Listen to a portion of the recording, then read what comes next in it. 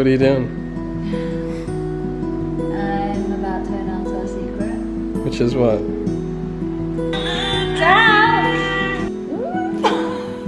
I think you're a boy. Yeah. It's a boy. It's a girl. Obviously my guess is a girl. I think you're a boy. I think you are a boy.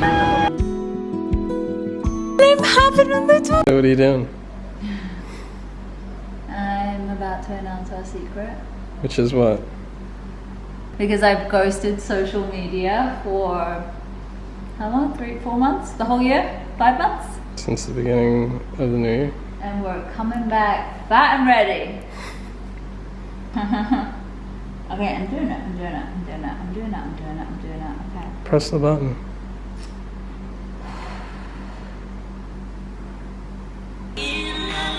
Dad! Ah!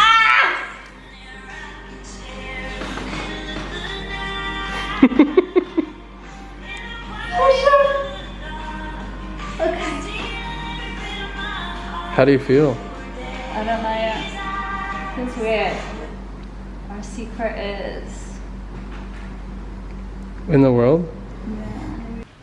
Okay, my house is a freaking mess. I'm a friggin' mess because I'm stressing. But I need to let you know a secret. I'm pregnant. It still doesn't feel real. Holy shit. I found out early February that I was pregnant, and it actually wasn't a shock because I was told by a psychic on a psychic call about a week and a half, 2 weeks before, that she thought I was pregnant right now. And I was like, there's no freaking way, that's impossible. And she was like, well, you're definitely having a baby in the next 18 months. And I was like, okay, again, I don't really think that's my plan. Ha ha ha ha ha. And so it came to one night, I was going out for dinner and I was so bloated, like crazy bloat, like pregnancy bloat. So I was like, okay, I need to do a test. I did the test, came back negative. I waited the 5 minutes, I did 2 tests, both negative. I said, okay, went out, I drank all the wine, I ate all the food, had a blast, ordered garlic bread to come home with, and then for some reason I couldn't eat the garlic bread. Like it tasted spicy. Like it just didn't taste right, it made me want to gag. And my partner went to me, you're pregnant. And I was like, no, I did a test, it was negative, la la la. I had thrown those tests in like my drawer in the bathroom. So the next morning I got up and something just felt off. And there was another test left. So I went to pull it out and I saw the 2 tests I had taken the day before. And they had 2 lines on them all of a sudden. And I was like, wait, that doesn't count because it has to be within the time frame. They say if it's not in the time frame, then it doesn't count. So I was like, okay, that's a little crap, ignore it. But obviously it makes you think. So then I took a test straight away that morning and there was a very faint line. So faint that I was like, I don't even know if I should mention this to my partner or if it's legit. I mean, I'm not taking a lot of pregnancy tests, so I don't really know the rules of all this. So I kept it to myself for the whole day, like scared shitless. And then the next day after was a Sunday and I took the test again. I took 2 more tests and there it was, pregnant. So I was like, okay, best tell him. I feel like that's such a me way of finding out that I'm pregnant through a friggin' psychic, but I wouldn't change it any other way because it kind of opened us up to having conversations that I don't think we would have had without that. My dog's home, gotta go. She also told me the gender of the baby, and I'm not gonna say what it is, but she was correct. She got it all right. Okay, let me give you a little bit of backstory here. So I'm British, I'm originally from Scotland. I've lived in Bali for nearly 2 years. My partner, he is American from New York. He has lived in Bali now for 2 years. So the plan of action is to give birth here in Bali because this is where we live. I really want to be able to have the baby and then come home and not be on a flight for 30 hours plus. And if I'm being honest, I think that's so freaking cool for the baby. Like, you're half British, half American, you have dual citizenship to 2 incredible countries, and you're born in Bali. You'll be raised on an island. Like, the baby is already so much more cooler than me. The only problem with that is I will be given birth in a foreign country, which I'm okay with that part. I think the part that scares me is I just have no idea how to go about this. Like, when I found out I was pregnant and we decided to give birth in Bali, I was like, okay, where do I go? Where's this information? But with us deciding to give birth in Bali comes all these external extra problems that we never even considered. Like, for example, for one, me and my partner are unmarried. I'm not really a big marriage person. I've never really been the girl that daydreamed about her wedding. I never see the point of getting married. I mean, for me, it's signing a contract with a person. I like that every single day we wake up and we choose one another. But obviously having a child with someone, that does change a lot of things. But anyway, back to what I was saying. If you're unmarried in Indonesia and you give birth, 9 times out of 10, the father's name doesn't go on the birth certificate. And I really know that my partner's gonna be the most incredible dad, and he hasn't left my side, and he's been so incredible throughout the whole of this journey so far that I want him so bad on that birth certificate. So at the moment, we're really going through the process of figuring out how we make that happen without being married. But that's a conversation for another day. Essentially, we narrowed it down to 2 hospitals that we would give birth in. No matter what happens, we're paying for the birth, which, I mean, my partner's American, so there's nothing new there for him. But for me, I come from the UK where healthcare is completely free. Giving birth doesn't come with a bill or an invoice. So with one of the hospitals, a little bit more expensive. And the reason why I didn't actually pick that hospital in the end is because if I was to have a C-section, and in Indonesia that happens a lot of the time, then my partner wouldn't be allowed to be in the delivery room with me whilst I go through that. And I can't fathom being in that situation, not knowing what's going on, and being there without any ounce of support from my partner. I also don't want him to have to miss the birth, even if it's not what we initially planned. So that was the ruling factor that made us pick the other hospital that we're gonna give birth in. Again, there's so much about this that I'd love to go into, but it would just make this video way longer than it needs to be. So I'll save it for another day. Essentially, we are 1 Brit, 1 American, having a baby in Bali on an island.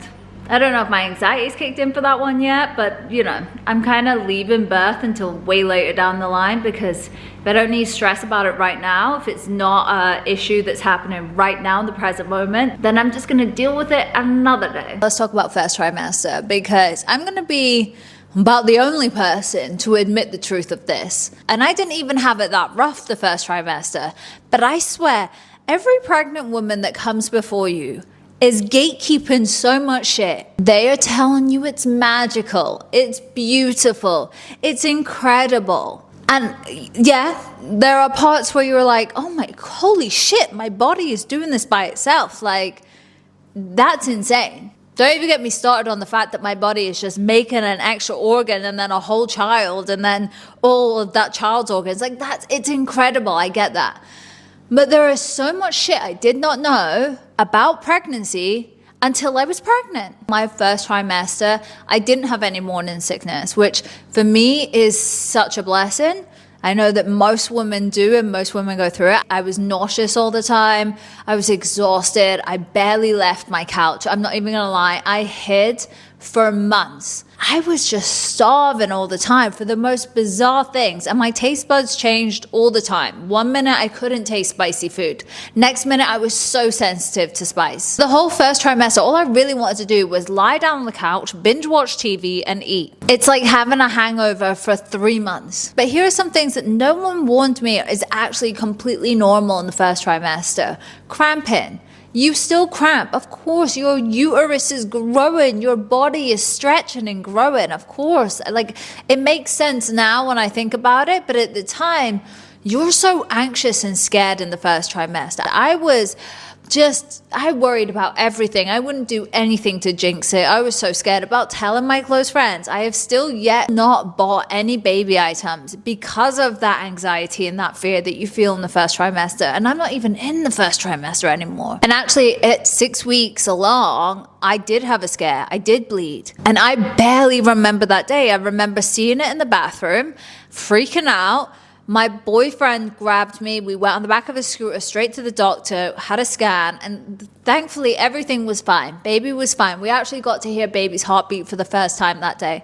And I never cried so much in my life until that moment, I swear. Like, that was the moment for me that made me go, I really want this. So I was actually on progesterone for the rest of my first trimester. But the anxiety that comes with the first trimester is also consuming. And also it doesn't help that your phone's algorithm now is pregnancy all related. And in all those pregnancy videos and posts, of course you're going to have the amazing stories and the milestones, but you're also going to have those moments of loss and grief and of anxiety and of the pain and devastation that people have gone through. And I get it, that makes perfect sense.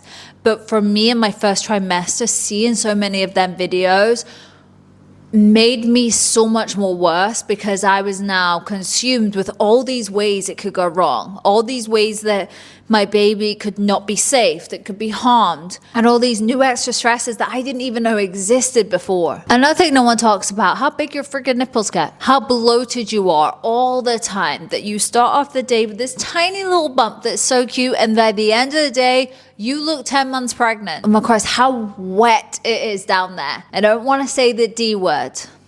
That sounds weird. The dish, that's not making it any better.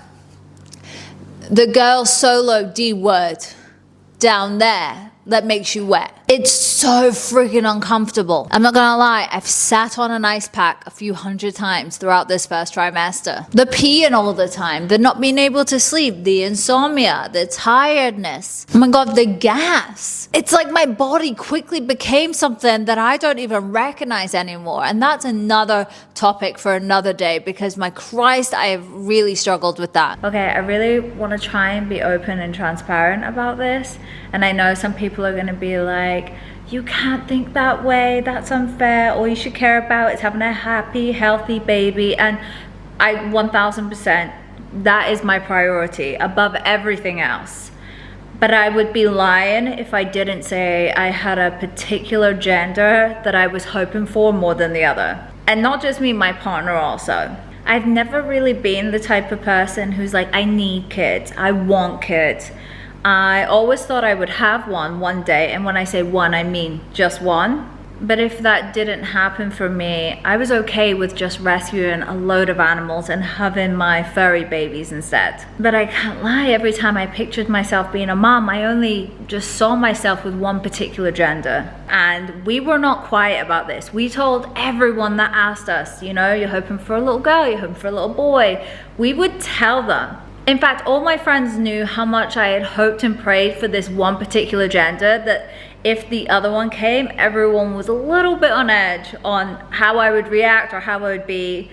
But either way, I knew that I would love this baby no matter what. And whatever happened was what was supposed to happen. And yeah, I don't know if that's the wrong thing to say or that's the worst thing I can ever say. But yeah, I can't lie, I was really hoping for one particular gender. But let me just catch you up on my gender reveal. So I had planned this to the core. You know, one of those events where you're so excited for it, you're counting it down. I had a whiteboard that counted down the days to this event. When the day came, I spent the whole day getting ready. I did the long shower, I did the face mask, the eye mask, the hair mask.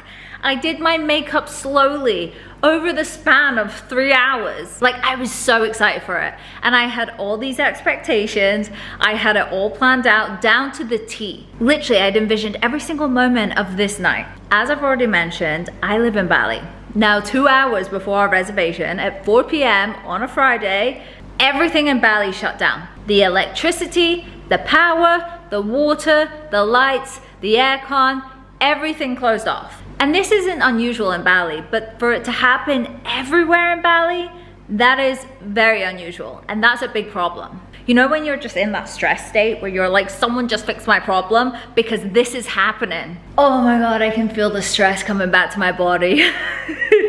It was so infuriating because at the time as well, I had my cake, my gender reveal cake being delivered to the restaurant. Now this cake has a particular color of sponge and icing, and the whole of the inside of the cake is that color. I wanted it to be so painfully obvious. The only problem is if that cake melts, you're gonna see that color. So I can't postpone it because where the hell do I store the cake? So I was like, okay, let's just get dressed. Let's go to the restaurant and hope to God the power comes back on. Oh, and that's another thing. The power was off, but also mobile data wasn't working. Like it would come in and out in bursts, so I couldn't even get a hold of everyone to be like, please still go to the restaurant, please. And communication with the restaurant was so hard. They were like, your cake's here, we can keep it in the fridge for like an hour and that's it. So I was like, look, we're just gonna chance it.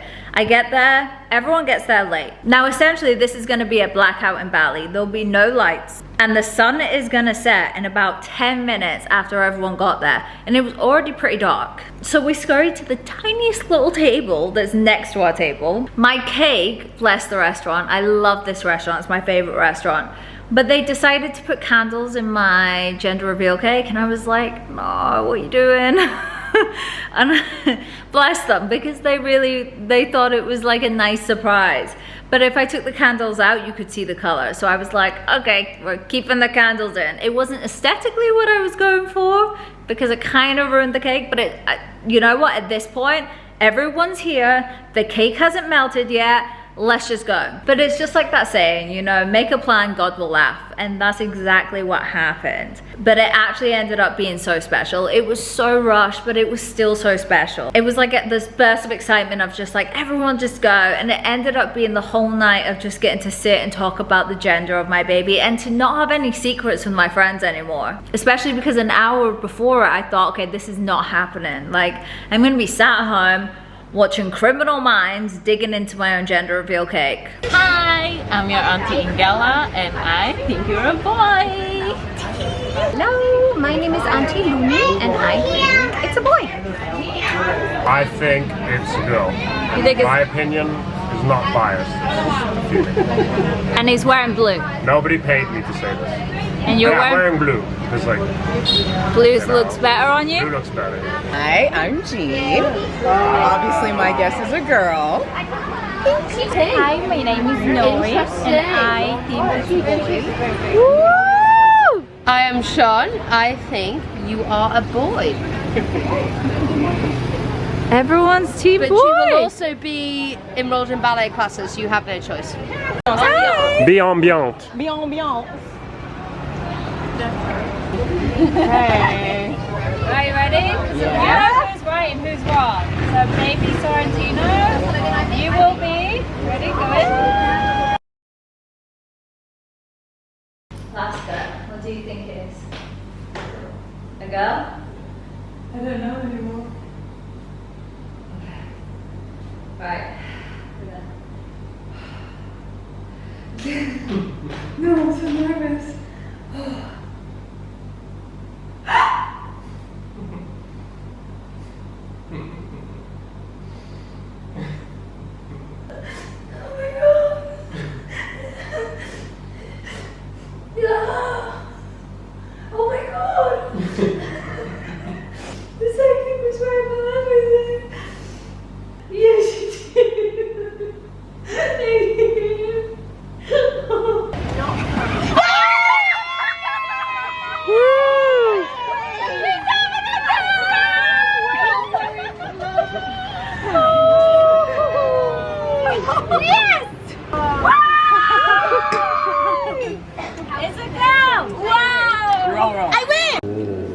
It's a real burger. We're confirming her legs are wide open. It looks so yummy. Where'd the clear knife go? That's small. Oh, there it is. Thank you. Alright. One thing that I haven't said on this, and that is the gender that I was hoping for, that me and my partner were hoping for, and that was a little girl. And the psychic said, you will have a little girl. And I'm having a little girl.